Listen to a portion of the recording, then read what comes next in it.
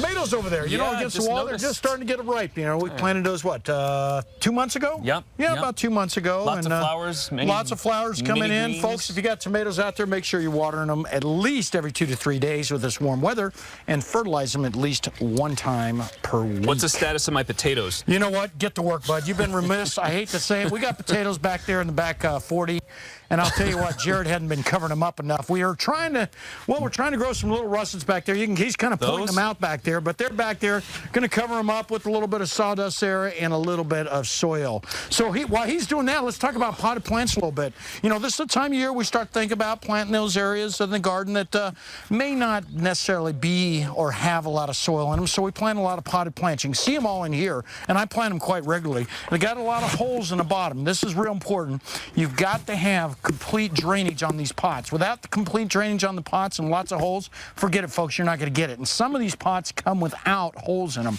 So it's very important that you get those holes in the pots right away, of course. And then, of course, soil is crucial. In fact, just like Jared, you got to cover up the actual pot or put a lot of good soil in the pot. We mix a little bit of lava sand, your desert soil booster right here, and of course, real good, highly active, highly microbial active soil. And this is real important. We grow our own soil, and I say grow. We compost everything that's in this garden, and we create this great soil. This is real important. In fact, composting is probably one of the most important things you can do in your garden, because everything that goes into your garden should stay in your garden, and we go ahead and compost, and then we utilize it for all these great pots. And you can see a lot of this stuff growing up here. I want to show off my basil plant, or basil for another, and this is it right here. You can see it. This guy needs to be pruned back a little bit. We don't want these little flowers on it, but they work great, and they companion plant great with a few petunias. I've got a little dill in there, Icelandic poppies. This is another one that does great.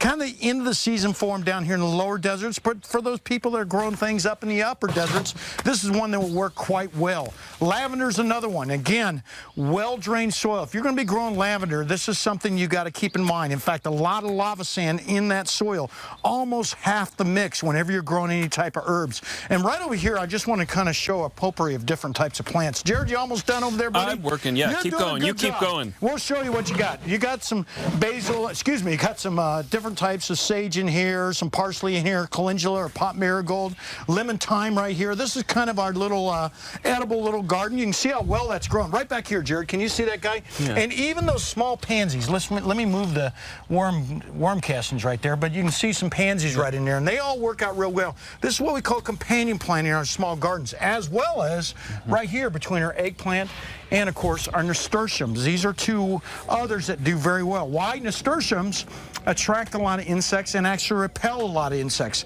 They attract the good guys, repel the bad guys, and, of course, they're edible all at the same time. And last but not least, Jared's standing right behind him.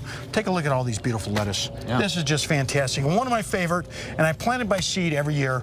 It's called Bright Light Swiss chard, and I talk about it all the time. Those are so easy to grow. They're real easy to grow, especially from seed. And I put a lot of seed out here that you can grow. It's amazing what you can grow from seed out here. Yeah. Hey, take a look over what Jared's doing over there. Why don't you describe what you're doing here, Jared? Because I've kind of taught him how to. Why don't I describe what he's doing? Here's my question. So I covered up all these potato vines, but look at, as I'm stuck on this. You got one that's actually, what do I do with this? Just keep covering them up. Knock this one over? Yeah, no, you can just throw it right on top of them. You're going to be fine. Yep, just that's the way you want to do it. He'll sprout back up through all that. I don't want to kill the potato. Yeah, we're going to spread a little bit of soil, but this is the way we grow potatoes out here. We planted them about, 2 months ago or so? Yeah, about 2 months. And they've grown up to about almost 2 to 3 foot tall, as you saw him just knock that one over. And they'll go ahead and eventually sprout out a lot of potatoes. What's your question? Can I have a question about the potting stuff? So I bought a big pot yesterday, real heavy. Can I put like a layer of styrofoam or something in the bottom to take up some of the room? Or what can I do? You're best off to mix in what we call perlite. You can purchase that at a lot of different types of nurseries in town, but you can see the small little white specks in here, and I've already got some in here, and that really helps out with lightening up those pots. Perlite? Perlite. Right. The other thing I've suggested to a lot of people is make sure that you have them on some kind of rollers, because a lot of times if you need to move them in and out of real hot areas, that's another way to do it. And of course, going with the plastic pots is another way versus a clay, though I am partial to clay because they have a tendency to insulate from our real extreme temperatures we got out here, especially in about a month or so. We're probably going to expecting to start hitting about 100 or so. Oh, it's coming for sure. It's coming for sure. So that's what you need to do. Regular fertilization, you'll be ready to go, and you'll have some